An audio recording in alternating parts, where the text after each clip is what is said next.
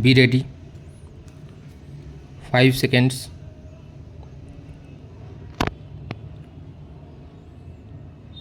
Start. Briefly stated, the facts are that the landlord respondent filed suit for recovery of arrears of rent and ejectment with the allegation that the petitioner was a tenant of the disputed accommodation on monthly rent of rupees 50. Besides, he was liable to pay rupees 20 per month as electricity charges and rupees 7.50 per month towards house and water tax as part of rent. The tenant failed to pay arrears of rent after September 1982. He gave a notice demanding arrears of rent and terminating the tenancy. The petitioner, after having received it, did not comply with the same. The petitioner contested the suit. It was alleged that the rate of rent was rupees 20 per month.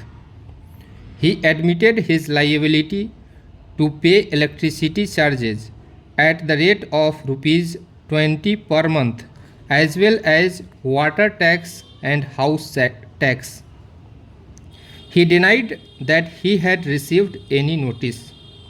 The trial court recorded a finding that the petitioner had received the notice.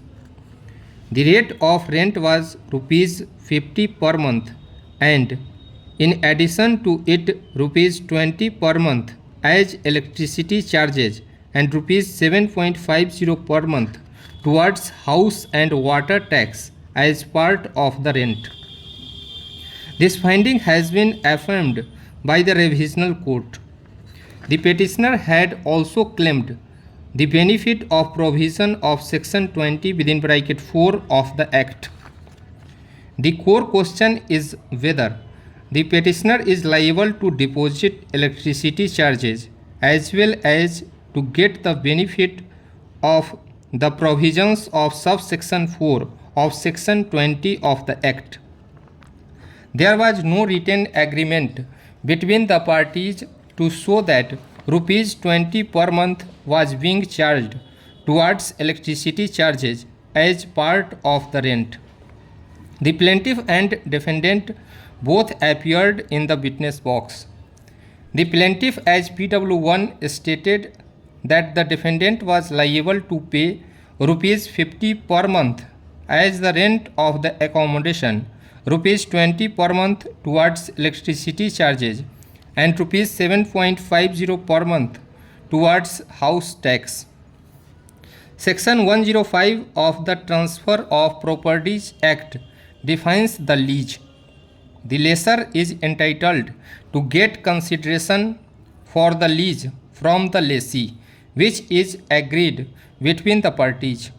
In case a lessor provides other amenities or furniture in addition to the accommodation which has been let out, unless the intention of the parties is that the amount fixed for providing such amenities be also treated as rent, the amount taken separately for furniture and other amenities may not form part of rent.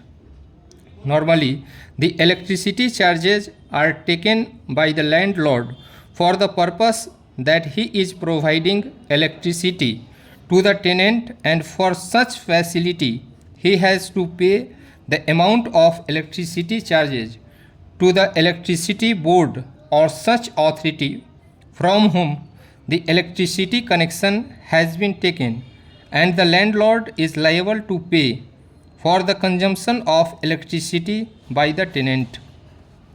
In absence of any specific agreement or proof in this respect, it cannot always be termed that the amount of electricity charges forms part of the rent. Stop.